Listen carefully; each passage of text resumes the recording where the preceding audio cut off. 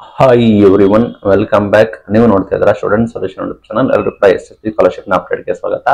Latest update ಕೂಡ ಏನು, amount ಯಾವಾಗ ಬರುತ್ತೆ, ಏನು ಸಂಪೂರ್ಣ ಮಾಹಿತಿ ತಿಳಿಸ್ಕೊಡ್ತೀವಿ. ದಯವಿಟ್ಟು ಚಾನಲ್ಗೆ ಸಬ್ಸ್ಕ್ರೈಬ್ ಆಗಿ ವಿಡಿಯೋ ಇಷ್ಟ ಆದರೆ ಲೈಕ್ ಮಾಡಿ. ಸಾಕಷ್ಟು ವಿದ್ಯಾರ್ಥಿಗಳು ಸ್ಕಾಲರ್ಶಿಪ್ ವೇಟ್ ಕೂಡ ಮಾಡ್ತಾ ಇದ್ದಾರೆ. ಅಮೌಂಟ್ ಯಾವಾಗ ಬರುತ್ತೆ, ಅಮೌಂಟ್ ಖಾತೆಗೆ ಯಾವಾಗ ಜಮೆ ಆಗುತ್ತೆ ಅಂತ ಸಾಕಷ್ಟು ವಿದ್ಯಾರ್ಥಿಗಳು ವೇಟ್ ಮಾಡ್ತಾ ಇದ್ದಾರೆ. ಸರ್ಕಾರದಿಂದ ಅಧಿಕೃತ ಅಪ್ಡೇಟ್ ಬರೋದಾದ್ರೆ ಸರ್ಕಾರ ಆಲ್ರೆಡಿ 1,500 ಕೋಟಿಗೂ ಹೆಚ್ಚು ಅಮೌಂಟ್ ನ ಕೂಡ ಬಿಡುಗಡೆ ಕೂಡ ಮಾಡಿದ್ದಾರೆ. ಇನ್ನೇನು ಕೆಲವೇ ದಿನಗಳಲ್ಲಿ ವಿದ್ಯಾರ್ಥಿಗಳ ಖಾತೆಗೆ ಜಮೆ ಆಗುವ ಸಾಧ್ಯತೆ ಕೂಡ ಇದೆ. ನಿಮ್ದೇನಾದ್ರೂ ಅಮೌಂಟ್ ಸ್ಯಾಂಕ್ಷನ್ ಆಗಿ ಇನ್ನೇನು ಡಿಬಿಟಿ ಪುಷಸ್ ಆಗಿ ಇನ್ನೇನು ಅಮೌಂಟ್ ಮಾತ್ರ ಪೆಂಡಿಂಗ್ ಬರಬೇಕಾಗಿರುತ್ತೆ ಅಂತವರಿಗೆ ನಿಮ್ಮ ಆಧಾರ್ ಬ್ಯಾಂಕ್ ಲಿಂಕ್ ಆಗಿರೋ ಖಾತೆಗೆ ಶೀಘ್ರದಲ್ಲೇ ನಿಮಗೆ ಅಮೌಂಟ್ ಕ್ರೆಡಿಟ್ ಆಗುವ ಸಾಧ್ಯತೆ ಕೂಡ ಇದೆ.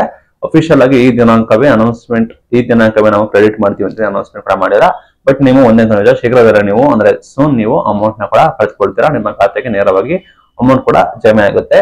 ಅಲ್ಲಿ ನಿಮ್ದು ನೋಡಬಹುದು. ಇನ್ನು ಸಾಕಷ್ಟು ಜನಕ್ಕೆ ಅಪ್ಲಿಕೇಶನ್ ವೆರಿಫೈ ಆಗಿಲ್ಲ, ಅಪ್ಲಿಕೇಶನ್ ತೋರಿಸಲ್ಲ ಅಂತವೇ ನೋಡೋಕ್ಕಾಗತ್ತೆ. ಅಂದ್ರೆ ನಿಮ್ದು ಯಾವ್ದು ರೀತಿ ಸಮಸ್ಯೆ ಇಲ್ಲ ಅಂದ್ರೆ ನೀವು ಓನ್ ಆಗಿ ನಿಮ್ದು ಯಾವ್ದು ರೀತಿ ಸಮಸ್ಯೆ ಇಲ್ಲ ಅಂದ್ರೆ ನೀವು ವೆಯ್ಟ್ ಮಾಡ್ಬೇಕಾಗತ್ತೆ.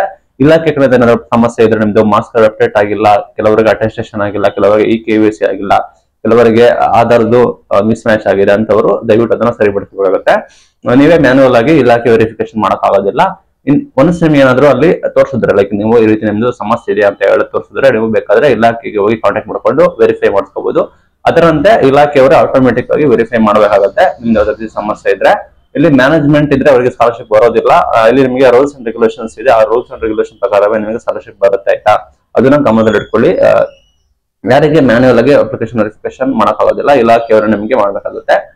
ನಿಮ್ಮ ಕಾಲೇಜಿನಲ್ಲಿ ಅಟೆಸ್ಟೇಷನ್ ಆಫೀಸರ್ ಅಥವಾ SSP ಆಫೀಸರ್ ಅಂತ ಇರ್ತಾರೆ, ಅವ್ರನ್ನ ಒಂದು ಬಾರಿ ಕಾಂಟ್ಯಾಕ್ಟ್ ಕೂಡ ಮಾಡ್ಕೊಳ್ಳಿ. ಏನಾದ್ರು ನಿಮಗೆ ಸಮಸ್ಯೆ ಇದ್ರೆ ಅವರು ನಿಮಗೆ ಒಂದು ಮಾಹಿತಿಯನ್ನು ತಿಳಿಸ್ಕೊಡ್ತಾರೆ.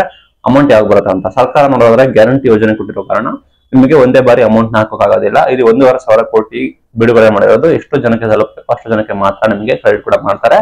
ಎಲ್ಲರಿಗೂ ಒಂದೇ ಬಾರಿ ಹಾಕೋಕ್ಕಾಗೋದಿಲ್ಲ. ನೆಕ್ಸ್ಟ್ ಮುಂದಿನ ಹಂತದಲ್ಲಿ ಏನಾದ್ರು ಸರ್ಕಾರದವರು ಬಿಡುಗಡೆ ಕೂಡ ಮಾಡಿದ್ರೆ ನಿಮಗೆ ಹಂತವಾಗಿ ನಿಮಗೆ ಅಮೌಂಟ್ ಕೂಡ ಕ್ರೆಡಿಟ್ ಮಾಡೋ ಸಾಧ್ಯತೆ ಕೂಡ ಇದೆ.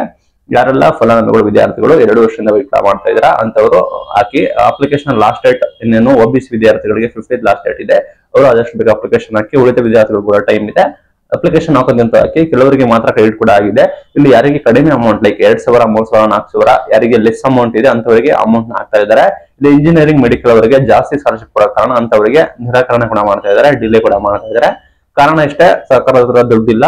ಗ್ಯಾರಂಟಿ ಯೋಜನೆಗಳು ಕೊಟ್ಟಿರೋ ಕಾರಣ, ಹಣದ ಅಭಾವ ಕೊರತೆ ಆಗಿರೋ ಕಾರಣ ನಿಮಗೆ ಅಮೌಂಟ್ ನ ಸರಿಯಾದ ಸಮಯದಲ್ಲಿ ಸರಿಯಾಗಿ ನಿಮಗೆ ಹಾಕೋಕ್ಕಾಗ್ತಿಲ್ಲ.